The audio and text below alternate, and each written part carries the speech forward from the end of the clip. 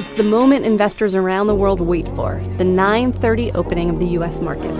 Each and every day to go in there, trade your own rent money, not know whether you're going to make money or not, is terrifying to a lot of people. I don't have any clients. I don't have any customers. In a lot of ways, I'm a hedge fund manager in my own family's worth, and they trust me. Et salut à tous, amis traders, amis tradeuses, expérimentés ou débutants, bonjour à vous ou bonsoir selon quand vous regardez la vidéo. Bienvenue sur ma chaîne YouTube Road to Wall Street.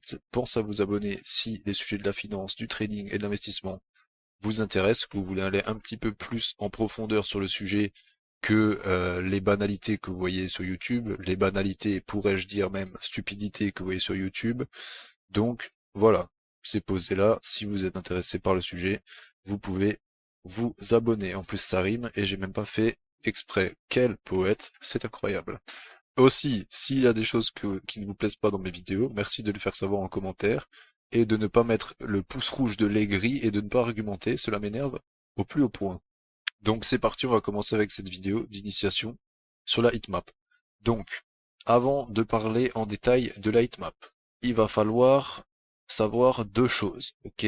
Qu'est-ce qui crée un graphique? Ça va être assez important pour faire la heatmap. Quelles sont les données qui créent un graphique? Donc, quelles sont les données de marché qui nous sont transmises pour que, via notre plateforme, on puisse afficher des graphiques, d'accord? Eh bien, c'est très simple. Ces données de marché qui nous sont transmises, c'est uniquement deux choses. C'est la profondeur de marché, aussi appelée market depth, donc c'est juste la traduction anglaise, qui sont quoi? Les ordres limites, ok? Donc les ordres en attente, market depth, profondeur de marché. Ça, c'est quoi? Ça, c'est l'avenir, d'accord? C'est ce qui n'est pas encore passé, c'est les ordres en attente, c'est l'avenir, c'est les ordres limites, c'est les liquidités, c'est le market depth, c'est la profondeur de marché. À l'opposé de ça, l'autre type de data dont nous disposons, c'est quoi? C'est le time and sale, ok? Aussi appelé couramment dans le langage le tape, d'accord? Donc le tape, c'est quoi? C'est la classification, enfin c'est pas la classification, c'est le récapitulatif sur un ruban qui récapitule toutes les transactions qui sont passées au marché. Donc c'est le récapitulatif des ordres market. Dès qu'il y a un ordre market, donc dès qu'il y a une transaction sur le marché, eh bien vous le voyez, c'est récapitulé dans le time and sale, dans le tape, d'accord? Donc c'est les deux seuls data qui sont disponibles pour afficher des graphiques. Et c'est les deux seuls data dont nous avons besoin. La profondeur de marché et les ordres market, donc le time and sale, les ordres qui sont déjà passés. Okay. Tous les graphiques qui sont footprint, unité de temps, que vous faites un graphique en range per bar, que vous faites un graphique en Renko, whatever, peu importe, ça n'a aucune importance. Ce sont toutes des classifications du tape. Pourquoi? Parce que ce que vous faites, c'est vous prenez le tape et vous extrayez les données du tape pour les placer graphiquement et créer vos graphiques. D'accord? Donc tous les graphiques qui représentent le passé sont des classifications du tape. D'accord? Et la plupart des analyses qui vont être faites par les gens sont faites sur des classifications du tape. Mais il y a une deuxième famille d'ordres, comme je vous l'ai dit tout à l'heure, c'est les ordres limites, d'accord? On ne va pas se contenter juste de regarder les ordres market et comment est-ce qu'on, sous différentes classifications qu'on va déterminer nous-mêmes, on veut également voir les ordres limites. Donc, les ordres limites, eux, qu'on peut aussi appeler profondeur de marché ou market depth, ils peuvent être classés donc via différents outils, ok? Mais la data de base, c'est quoi? Ça va être juste la profondeur de marché. D'accord? Je vais vous afficher d'ailleurs, vite fait là, la profondeur de marché et le tape. Comme ça, vous voyez un exemple d'un time and sale, donc tape, et d'une profondeur de marché classique. D'accord? La data de base, comment elle est reçue, vraiment de base. Après, cette data, vous pouvez la classer. Donc que ça soit les classifications du tape que je vous ai expliqué précédemment, donc tout ce qui est graphique, unité de temps, unité de volume, machin, etc. Quand vous classez le passé, vous classez le tape. Quand vous voulez classer les ordres en attente, donc les ordres à venir, l'avenir, eh bien, vous allez les classer dans le carnet d'ordre. Vous allez classer éventuellement dans ce qu'on va appeler le depth chart. C'est également un type de graphique. Et on peut également les classer sur les heatmaps. D'accord? Et là, on va parler de la heatmap, spécifiquement aujourd'hui. Et la heatmap a un avantage sur les autres graphiques, c'est que la heatmap combine une classification du tape ainsi que une classification des ordres limites en attente. D'accord? Et l'avantage de la heatmap sur le carnet d'ordre, sur le depth chart, ça va être que la heatmap sauvegarde l'historique des ordres limites selon des paramètres que je vais vous expliquer tout à l'heure aussi. D'accord? Voilà, ça c'est une bonne petite introduction pour que vous compreniez un petit peu de quoi il en résulte. C'est un petit peu peut-être technique pour certains c'est peut-être très simple, hein, grand bien vous en fasse. Pour ceux pour qui c'est un petit peu technique, regardez peut-être 2 fois, d'accord? Donc avant qu'on passe aux choses vraiment sérieuses, c'est quoi une heatmap? C'est simple, ça colorie le carnet d'ordre et ça prend une photo à chaque clause de la période que vous avez choisie. Pour le moment, vous comprenez peut-être pas ce que je dis, mais vous allez voir que ça va être évident, d'accord? Donc je le répète encore une fois, le paramétrage d'une heatmap colorie le carnet d'ordre et prend une photo des liquidités et de la profondeur de marché à chaque clause de votre période. Donc, comment ça colorie, on le verra un tout petit peu plus tard. C'est juste pour vous expliquer le principe de la heatmap et comment ça marche, ok? Donc plus la couleur ici, là, sur le graphique que vous voyez, plus la couleur est foncée, plus ça veut dire qu'il y a beaucoup d'ordre en attente dans les liquidités. Ok? Et après, je vais vous expliquer les paramètres de coloriage aussi. Comme ça pourra compléter la vidéo. On va passer à la suite. Donc, la suite, c'est quels sont les paramètres? Quels sont les paramètres de la heatmap? Ok? Alors, pour paramétrer une heatmap, déjà, il va falloir paramétrer la classification du tape. D'accord? Donc, on essaye de classer le tape de façon à pouvoir tirer un maximum d'informations. De quoi? De la profondeur de marché. D'accord? Parce que si on veut juste classer le tape efficacement pour avoir, entre guillemets, une façon de classer les ordres qui ont déjà été exécutés, qui nous convient, mais qui n'a pas pour but d'optimiser la façon dont on va avoir la profondeur de marché, ça n'a pas vraiment de sens. D'accord? Donc on va essayer d'optimiser de façon à avoir le maximum d'informations sur les variations des mouvements de liquidité, d'accord? Donc d'affichage, genre si vous voulez des lignes, si vous voulez des bougies, si vous voulez autre chose, ok? Donc maintenant la question c'est comment optimiser ça? Alors pour optimiser ça, c'est pas très compliqué. En fait, ce qui se passe sur le graphique de type heatmap, c'est que on va figer l'image des liquidités, d'accord? Donc on va figer les liquidités en attente dans le passé à chaque close de notre bougie, d'accord? Donc si on veut une bougie ou une ligne continue, à chaque fois que l'unité, donc la période, qu'il y a une période qui est passée, donc si par exemple c'était 1 minute, à chaque fois qu'il y a 1 minute, toutes les minutes, on va prendre une photo des liquidités et on va te montrer exactement comment étaient les liquidités à la fin de cette période de 1 minute, et ainsi de suite, et ainsi de suite, et ainsi de suite. D'accord? Donc, on va pas prendre des grandes unités de temps, etc. Pourquoi on va pas prendre des grandes unités de temps? Parce que ça va pas forcément être pratique, parce que on va avoir un nombre de photos qui va pas être assez élevé, d'accord? Donc on va pas avoir suffisamment d'images. C'est-à-dire, si un mec il met 300 contrats, il enlève ses 300 contrats, que là, notre bougie 5 minutes, elle close, ça prend la photo des liquidités, et là il remet ses 300 contrats, et ben nous, on sait pas que les 300 contrats, ça fait déjà 5 minutes, sur les 5 dernières minutes, ils étaient là 3 minutes, on ne le sait pas, tu vois. On sait juste que à la fin du close, ils étaient pas là, tu vois. Donc on peut rater des informations. Donc voilà, on va chercher à définir une classification du tape optimal pour afficher les classifications des liquidités de façon optimale également. Donc en gros, là on a trois options en termes de longueur pour classer le tape. D'accord? Donc ces 3 options, à mon sens, c'est soit une toute petite time frame, disons une seconde, une demi-seconde, 3 secondes, je sais pas, quelque chose comme ça, tu vois. Mais ça nous afficherait, ça nous ferait un chart qui serait certainement trop plat et bah il y a des données qu'on pourrait ne pas voir parce qu'elles seraient dans l'intraseconde.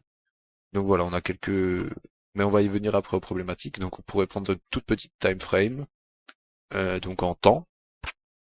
On pourrait également euh, se dire que nous, on va vouloir dessiner, enfin close, donc chaque période à chaque changement de prix. Donc dès qu'il y a un tick qui est fait à la hausse ou à la baisse, notre bougie entre guillemets ou notre ligne continue, elle close et puis elle fait une nouvelle, d'accord? Elle fait la période suivante.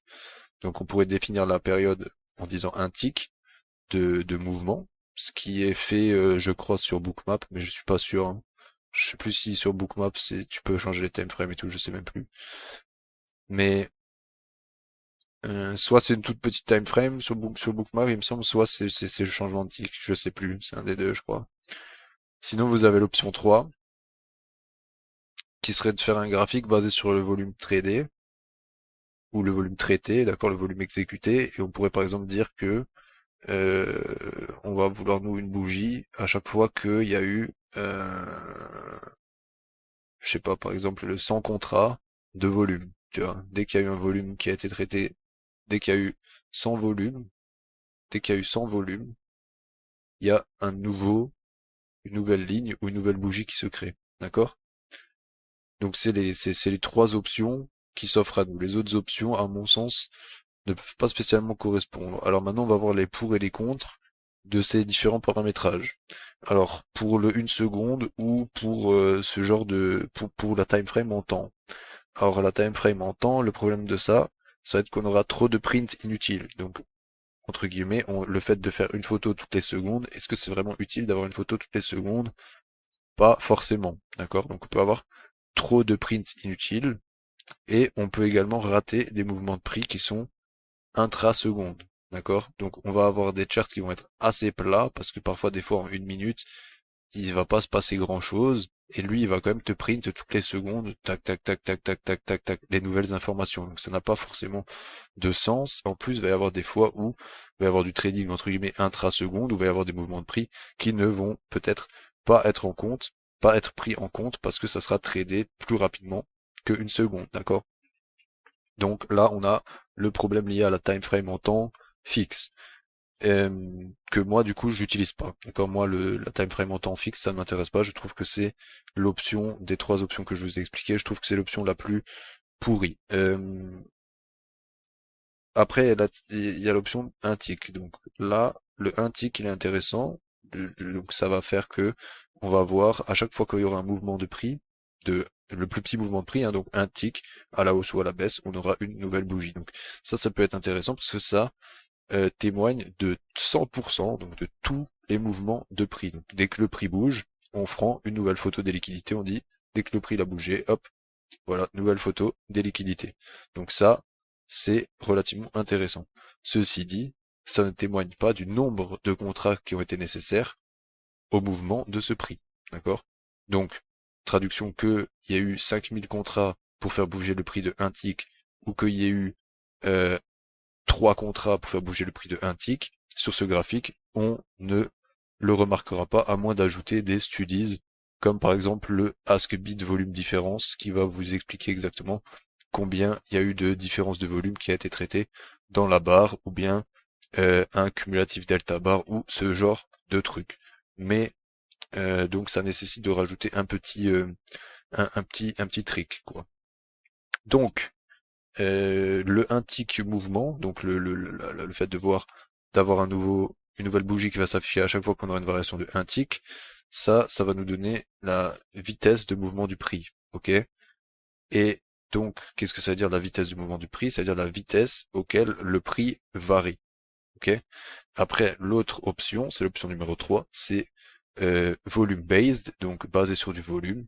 Donc là, on va témoigner en détail du volume traité, mais on peut rater certains mouvements de prix sur la photo. d'accord? Des fois, sur 77 de volume, par exemple, moi, je paramétrais celui-là, là, que vous voyez à l'écran, il est paramétré à 77 de volume, donc toutes les 77 de volume, il y a une nouvelle bougie. Éventuellement, ça se peut que en 32 volumes, on ait fait un tic, et que en 47 de volume, on est remonté de un tic ou deux tics, et qu'au final, on ait fait un mouvement de prix de 3 tics en 77 de volume, d'accord? C'est possible, et qu'au final, sur la photo, ça ne témoigne pas forcément de ça, d'accord? C'est possible. Donc on peut rater certains mouvements de prix. Ceci dit, là on a la vitesse de mouvement du volume, d'accord? Donc on a la vitesse de variation du volume. Donc la vitesse à laquelle le marché exécute les ordres, d'accord? Donc la différence entre le un tick mouvement et le volume based, c'est que le volume based, on va voir la vitesse à laquelle le marché exécute les ordres, et sur le un tick move, on va voir la vitesse à laquelle le prix bouge, d'accord? Ce qui n'est pas exactement la même chose. Donc, euh, pour voir la vitesse auquel le marché exécute des ordres en utilisant le un tick move, il va falloir rajouter un study, et pour voir toutes les variations de prix sur le volume based, il va falloir que je réfléchisse parce que j'ai pas la réponse tout de suite. Et pour voir en détail toutes les variations de prix sur le volume based, bah il faut un volume based qui est pas trop élevé, d'accord? Parce que bon, sur le S&P 500 par exemple, en 77 contrats pendant la session cash, c'est rare qu'en 77 contrats tu vas avoir 5 ticks à la hausse ou 5 ticks à la baisse. Entre guillemets, ça n'existe pas, d'accord? Ça doit arriver une fois par an, quoi. Donc en mettant un nombre qui est suffisamment bas, tu t'assures que dans ce nombre, il puisse pas y avoir non plus 64 variations de prix, tu vois. Donc il faut un nombre qui est en adéquation avec le marché traité. Donc là, on va parler un petit peu de l'erreur du débutant. Donc, enfin, de l'erreur du débutant, c'est peut-être un petit peu méchant de dire ça, mais le fait de mettre une heatmap sur un footprint. Donc les gens se disent, oui, bah j'ai une heatmap, c'est bien, j'ai un footprint, c'est bien, je vais les foutre ensemble, ça va être une bonne idée. Bon, c'est pas forcément la meilleure idée possible, d'accord? Pourquoi est-ce que c'est pas forcément la meilleure idée possible? Parce que pour faire un footprint, eh bien, on va faire quoi? On va classer les liquidités selon si le volume il a été traité agressivement au bid ou agressivement à l'ask, d'accord? Donc, quand on va créer un footprint, en règle générale, on va afficher quand même un footprint qui prend en compte un certain nombre de data, d'accord? Donc, c'est-à-dire, par exemple, un footprint réversal 5 ticks, on n'aura peut-être pas assez d'informations, d'accord? Parce que nous, ce qu'on veut voir, c'est la variation de l'historique des liquidités. Donc, si on se met sur un footprint, par exemple, réversal 5 ticks, bah, l'image des liquidités, elle sera figée que tous les 5 ticks. D'accord? Enfin, que à chaque fois qu'il y aura des variations de 5 ticks. Donc, enfin, des retracements de 5 ticks. Donc, vous voyez, au final, là, on a très peu de data qui sont représentées sur notre graphique. Donc, c'est pas forcément utile, d'accord? Donc là, on a le problème au niveau de la time frame des footprints. Et si on voulait aller sur des time frames beaucoup plus petites, donc par exemple si on mettait les graphiques que je vous ai montrés précédemment en footprint, bah ça n'aurait aucun intérêt, c'est des bougies de 77, d'accord? Donc en regardant le ask bid volume delta, ou bien en regardant tout simplement la bougie de volume, on sait déjà exactement comment le volume a été traité sur la période qu'on a pris en compte, d'accord? Donc ça sert à rien de faire des footprints sur des heatmaps, d'accord? L'historique de la liquidité est super faible. En plus, il y a, comment dire, les cases qui vont un petit peu être au-dessus des autres, c'est pas très beau. Et surtout, le gros problème, c'est que l'historique de la liquidité est faible, et si on voulait un historique de la liquidité qui est meilleur, eh bien, il faudrait passer sur des time frames beaucoup plus courtes, enfin des périodes beaucoup plus courtes, mais sur des périodes beaucoup plus courtes, ça sert absolument à rien d'afficher un footprint dans la mesure où, de toute façon, si c'est une bougie de 77, on sait que sur le footprint, on aura 77 de volume total et que il sera réparti soit à gauche, soit à droite.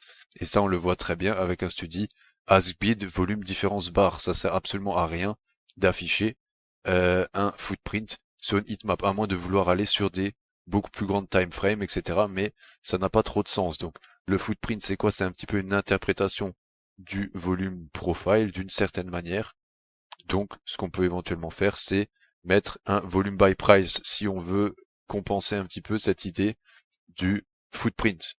Voilà, si on veut avoir un peu une idée du traitement des liquidités dans leur latéralité. Voilà, donc footprint pour faire des heatmaps, honnêtement, c'est relativement naze. Voilà, sans vouloir être méchant, bien sûr. Donc, conclusion de cette partie-là. Pas de footprint pour faire une heatmap, pas de footprint. C'est un peu naze. Voilà, j'ai pas envie d'être offensant, mais c'est un peu naze. Ça n'a pas d'intérêt. Si quelqu'un peut m'argumenter l'intérêt du footprint sur une heatmap, bah merci de me le faire parvenir en commentaire. Time frame, bof, également, d'accord, pas foufou. La time frame, pas foufou. Et si time frame, on veut prendre time frame, et ben time frame très très très petite, d'accord. Sinon, pas d'intérêt. Mais si time frame très petite, beaucoup d'impressions. En plus du fait d'avoir beaucoup d'impressions, possibilité de rater des mouvements de prix. Donc, franchement, pas terrible le 1 seconde, d'accord? Étant donné qu'il y a des mecs qui trade au 0,0000001 seconde, tu vois, en 1 seconde, il peut s'en passer des choses. Donc, vaut mieux avoir le graphique en volume, parce que s'ils veulent traiter des contrats, il faut bien qu'ils fassent du volume. Donc leurs 77 de volume, ils arriveront très vite, ou leurs 100 de volume, ils arriveront très vite, ou bien leurs variations de prix arriveront très vite. Donc c'est pour ça qu'on va plutôt privilégier un tick, ou bien privilégier le graphique en volume tradé. Voilà pour l'explication sur le paramétrage des longueurs. Donc pour les paramètres du coloriage, donc c'est simple, vous avez deux façons de faire. Soit vous allez utiliser des valeurs flat, donc vous allez dire par exemple entre 50 et 60 contrats, c'est telle couleur. Si la valeur est entre 60 et 80 contrats, c'est telle couleur. Si la valeur est entre 80 et 120 contrats, c'est telle couleur. Et ainsi de suite, ok? Ou alors, vous pouvez utiliser le pourcentage, d'accord? Donc soit des valeurs flat, soit le pourcentage pour régler le coloriage. Donc le problème des valeurs flat, c'est quoi? La valeur flat, le problème, c'est qu'il faut bien connaître son marché, d'accord? Et il faut souvent utiliser d'autres paramètres pour l'overnight que pour la session cash. Il faut parfois même utiliser d'autres paramètres pour certaines périodes de marché où va y avoir moins de liquidité que à l'open ou au close, d'accord? Donc il faut très bien connaître son marché et il faut paramétrer l'overnight. Donc il faut changer les paramètres pour l'overnight pour que ça reste pertinent. Donc il faut une certaine adaptation ou adaptabilité du paramétrage qui peut être relativement entre guillemets chiant, mais qui vous force à connaître votre marché, donc qui est quand même quelque chose qui est important, d'accord? Donc moi je recommande plutôt du flat que du pourcentage. Mais vous pouvez utiliser du pourcentage parce que ça évite de prendre du temps à devoir connaître son marché, le réglage 24, les paramétrages, etc. Ceci dit, le gros problème du pourcentage, c'est quoi? C'est que il y a souvent un connard, il faut dire le mot, hein, il y a souvent un connard qui va poser 1000 ou 2000 contrats, genre à 30 points au-dessus ou 30 points en dessous, ce qui va du coup, comment dire, ce qui va du coup faire en sorte que le gros ordre qui va être pris en compte pour l'application des pourcentages, ça va être un ordre où il y a 2000 contrats. Donc tout le reste de votre heatmap devient noir, quoi. Il n'y a plus rien qui s'affiche parce qu'il y a un connard qui a mis 2000 contrats et qui du coup fausse tous les paramétrages en pourcentage, d'accord? Donc c'est mieux, à mon sens, d'avoir des paramétrages flat, mais ça nécessite de bien connaître son marché, ok? Et donc le but de ce coloriage, c'est quoi? C'est de photographier précisément la profondeur de marché. Donc, je rappelle, profondeur de marché synonyme market depth, liquidité, ordre et limite. Tout ça synonyme, d'accord? Donc on colorie et on photographie la profondeur de marché à chaque close de la période définie. Voilà. Alors, sur mon graphique, vous voyez 3 lignes. Pourquoi vous voyez 3 lignes? Vous voyez une ligne rouge, une ligne bleue et une ligne blanche qui oscille entre la ligne rouge et la ligne bleue. À quoi ça sert? Donc, la ligne du haut, c'est le meilleur prix qui est disponible pour les acheteurs agressifs. La ligne du bas, c'est le meilleur prix qui est disponible pour les vendeurs agressifs. Donc, la ligne du haut, c'est le meilleur prix acheteur. Et la ligne du bas, c'est le meilleur prix vendeur. Ok, le meilleur prix acheteur est toujours plus élevé que le meilleur prix vendeur, et la différence entre les deux, c'est le spread. Et le dernier prix, le prix qui est en ligne blanche, c'est le dernier prix du marché. D'accord? Donc le dernier prix qui a été traité au marché à la fin des 77, de la bougie de 77, eh ben, il se met ici ou il se met là. Ok? Donc, ça sert à quoi? Pourquoi 3 lignes? Si les lignes s'écartent, rouge et bleu, je vois le spread. D'accord? Si la ligne s'écarte et que je vois le spread, je vois toujours la ligne blanche. La ligne blanche, elle représente quoi? Le dernier prix traité. D'accord? Donc, si la ligne blanche suit le meilleur prix acheteur, alors c'est les acheteurs qui marketent sur les liquidités des vendeurs. Si c'est l'inverse, bah t'as capté que c'est l'inverse. Okay. Donc on voit bien qui market, on voit bien qui attaque et qui défend. D'accord? Qui est en attaque, qui est en défense. Et ça, on voit exactement comment et combien. Tu vois, c'est assez simple. Les cercles maintenant. À quoi servent les cercles? Les cercles, c'est l'indicateur des gros volumes. Donc, ça me dit qu'il y a eu un gros trade exécuté, et ça me dit le montant, la valeur, ça me dit le volume, d'accord, le volume qui a été traité. Donc, si le cercle c'est un bleu, ça veut dire que il y a un acheteur qui est allé market pour attaquer les liquidités des vendeurs, d'accord? Et si c'est un cercle jaune, ça me dit que il y a un vendeur qui est allé market pour attaquer fortement les liquidités des acheteurs, d'accord? Donc, un cercle bleu, une grosse attaque sur les liquidités des vendeurs, et un cercle jaune, une grosse attaque sur les liquidités des acheteurs, d'accord? Rien de plus compliqué que ça. Donc, maintenant, il nous reste encore à voir à quoi ça peut servir maintenant, cet outil. Eh bien, cet outil, ça peut nous servir à voir les absorptions, donc les absorptions montrées ou les absorptions cachées. Les absorptions cachées, c'est les absorptions iceberg, c'est le mec ne montre pas ses cartes, mais il est là. Et l'absorption montrée, bah, c'est juste le mec qui met une gigaline de liquidité, tu lui exécutes des contrats, il en vend de plus en plus, de plus en plus, de plus en plus, et voilà, il se cache pas, tu vois. Mais il y a des mecs qui se cachent, ça c'est des absorptions cachées iceberg, on va en parler un petit peu, on peut facilement les voir aussi avec l'outil Heatmap. Donc, la relation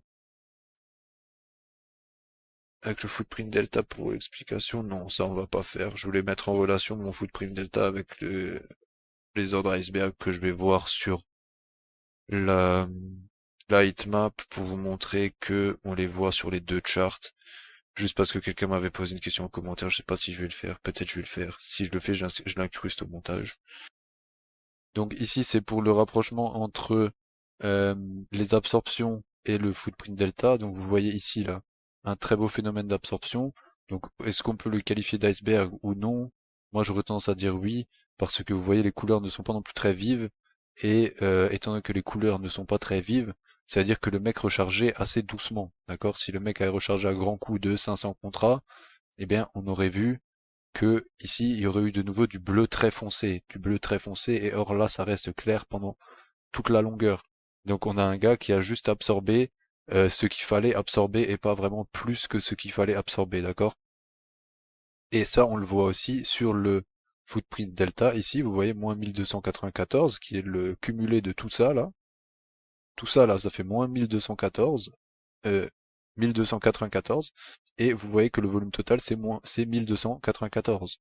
Donc, tout le volume qui a été traité, il a été traité agressivement pour essayer de faire craquer les liquidités ici qui étaient en défense. Mais vous voyez que les liquidités n'ont pas craqué et qu'elles ont été fortement mobilisées et qu'elles ont absorbé le prix, d'accord? En plus là, c'est en overnight, donc quand vous voyez ça dans l'overnight, là, c'est entre guillemets cadeau, parce que vous savez qu'il y a un très gros opérateur qui a décidé que ce prix-là, dans la nuit, il serait probablement pas passé, d'accord? C'est assez significatif, d'accord? Et comme il y a beaucoup moins de contrats qui sont traités overnight par rapport à la journée, quand il y a un mec qui défend aussi fort que ça, bon, bah, tu sais que, à moins qu'il y ait un furieux en face, les mecs vont dire, ok, bon, on va pas mettre 5000 contrats pour faire craquer un gars pendant l'overnight, ça n'a pas d'intérêt. Ok?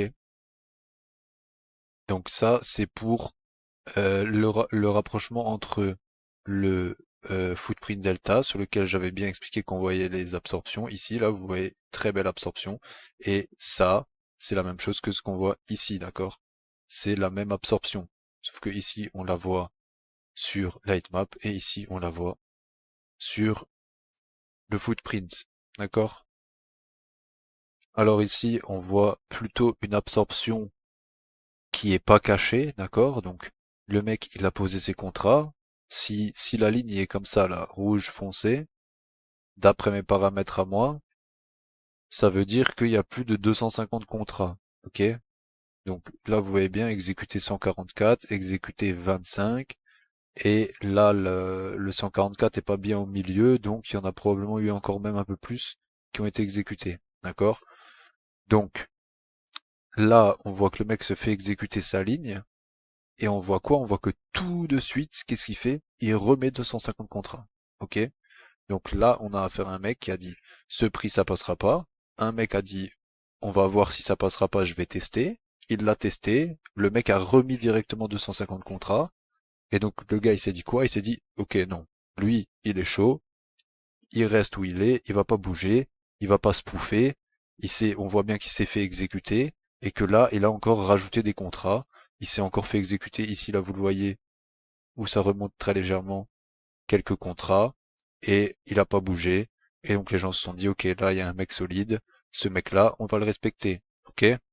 Donc là, vous avez un phénomène d'absorption, qui est une absorption assez courte, hein, mais vous avez comme une absorption qui peut être vue, et vous avez un acteur de marché qui pose ses balls et qui dit que bah là, le prix ne passera pas au-dessus, d'accord? Donc, il montre clairement ses cartes, il pose 250 contrats, il est exécuté, il repose 250 contrats, il ne cherche pas à se dissimuler, il est dans le jeu honnête, ok? Voilà, donc ça, c'est ce qu'on appelle, entre guillemets, une absorption classique, normale, d'accord?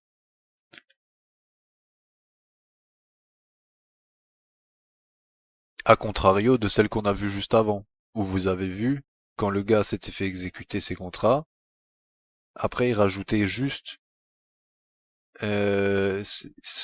pour reprendre cet exemple-là, ça aurait été rouge. Enfin, c'était même pas vraiment rouge, hein, c'était rouge. Puis après, ça aurait été jaune ou assez clair comme ça, d'accord? Clair, clair, clair, clair, clair. Mais le gars aurait continué à exécuter et ça serait quand même pas passé, d'accord? Ça, c'est iceberg. Donc, on va pas mettre un gros montant dans les liquidités, mais on est prêt à transacter beaucoup à ce prix. D'accord? On est prêt à remplir à chaque fois les liquidités jusqu'à 50 ou jusqu'à 60, mais on va pas annoncer son jeu en mettant tout de suite ses 1000 contrats à la ligne de prix où on souhaite transacter 1000 contrats, de sorte à pas faire peur aux gens et à pouvoir transacter le plus de contrats possible. D'accord? Ça, c'est le but des ordres iceberg. Lui, son but, c'était pas du tout un ordre iceberg. Lui, son but, c'était de dire, moi, je suis là et le prix passera pas ce prix, tu vois? C'était pas de dire, ok, on va faire ça de façon un peu dissimulée. Là, c'était de dire, cassez-vous de mon prix, ok? Voilà. Donc, après, à quoi ça peut servir également? À part voir les absorptions, ça peut nous aider à prévoir les supports résistance. Pourquoi? Parce qu'on voit où il y a beaucoup de gens qui sont prêts à vendre, on voit où il y a beaucoup de gens qui sont prêts à acheter. Bon, ça vous allez me dire, vous le voyez aussi au carnet d'ordre. Oui, c'est vrai. Mais ici, tu vois l'historique des supports et des résistances. Donc, où est-ce que les gens étaient prêts à acheter hier? Où est-ce que les gens étaient prêts à acheter il y a 1 minute, il y a 3 minutes, il y a 35 minutes, il y a 32 minutes et 43 secondes, tu vois? Tout ça, tu peux le voir assez précisément. Donc, ça peut être intéressant. Et ça nous permet également aussi de voir le spoofing, d'accord? S'il y a un mec, il a une super grosse ligne, ok? Et que tu arrives sur sa ligne, et que le prix passe la ligne, et toi sur ton graphique, 77 volumes, ou 100 volumes, le mec il avait 300 contrats en attente, ok? Tu passes sa ligne, et tu vois que ça a juste fait une barre, tu vois? Bah une barre, ou une ligne continue, ou bref, vous appelez ça comme vous voulez, on s'en fout. Une unité de temps, d'accord? Donc, sauf que là, votre unité de temps, c'est pas une unité de temps, votre période, c'est un volume, d'accord? Donc, ça a fait juste 100 volumes. Le mec, il avait 300 contrats, son prix, il a été passé. Ça veut dire que ça lâche a fui avec ses contrats et il a spoofé, d'accord? Que lui, il n'a pas été exécuté. Comme ça, vous pouvez voir qui est exécuté, qui est pas exécuté. C'est assez simple à voir. Ici, il y a un des derniers phénomènes dont je voulais encore parler avec vous, qui est le phénomène du spoofing. Donc ici, on a un monsieur qui a plus de 250 contrats. Le prix arrive tout doucement vers chez lui. Donc, il est ici, ok. Le prix arrive ici. Qu'est-ce qu'il fait? Il enlève ses contrats, ok. Parce que vous voyez, ici, à partir du moment où on avance, tac, il est plus là, ok. Pourquoi est-ce qu'il est plus là? Pas parce qu'il a été exécuté, parce qu'il s'est enlevé. Donc lui, c'est un mec qui avait posé des contrats pour essayer de faire plonger le prix à la baisse, pour faire croire qu'il y avait un individu qui était lourd à la vente et qui était intéressé par le fait de vendre et de pousser le marché à la baisse. Eh bien, en réalité, ce mec-là n'était pas du tout intéressé par le fait d'être dans les liquidités. D'accord? On le voit bien parce que ici, on passe son prix et on n'a rien qui est exécuté. D'accord? Normalement, la ligne aurait dû être rouge jusqu'ici. Et à partir du moment où on aurait tapé la ligne, on aurait pu avoir la ligne qui change de couleur. Mais là, on a la ligne qui est rouge, puis qui devient jaune, avant que le prix soit remonté. D'accord? Donc qu'est-ce que ça veut dire? C'est-à-dire que ce mec-là, qui avait 250 contrats, il les a bien vite enlevés pour ne pas se faire exécuter parce qu'il n'a aucune envie d'aller transacter à ce prix-là. Voilà. Donc là, maintenant, je vous ai expliqué les absorptions. Je l'ai mis en lien avec le footprint delta.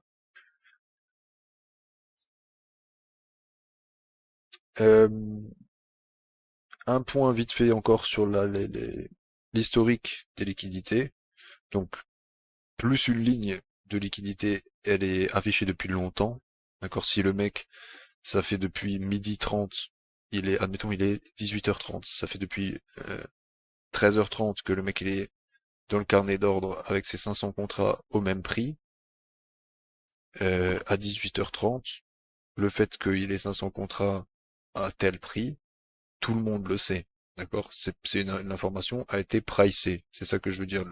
Cette information a été prise en compte dans la constitution du prix. Okay? Il est toujours là.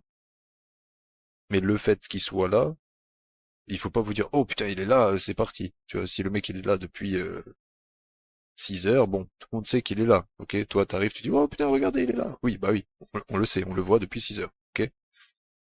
Donc ça te permet aussi de savoir si les liquidités qui sont rajoutées, enfin des liquidités qui sont là, elles sont là depuis longtemps ou pas, tu vois. Donc traduction, un mec ira rajouter 1000 ordres à la vente, il les a rajoutés à 1 seconde, il les met juste au-dessus du prix, la possibilité que le prix tombe est élevée. Voilà. D'accord? Alors que si le mec il a ses 1000 ordres au-dessus du prix, mais que ça fait depuis 8 heures qu'ils sont là, bah les gens savent qu'ils sont là, donc ils peuvent peut-être même être intéressés par ces ordres, d'accord? Alors que si le mec les rajoute, boum, en mode, voilà, j'ai 1000 ordres à vendre juste au-dessus du prix là, ça peut créer une petite panique, tu vois, les gens se disent, oh putain, attends, il y a un mec là qui veut vendre sérieusement, là, on va peut-être vendre aussi, tu vois. Et ça, enfin, ça, c'est vraiment les parties un petit peu techniques de la lecture, mais ça se fait assez bien par empirisme, voilà.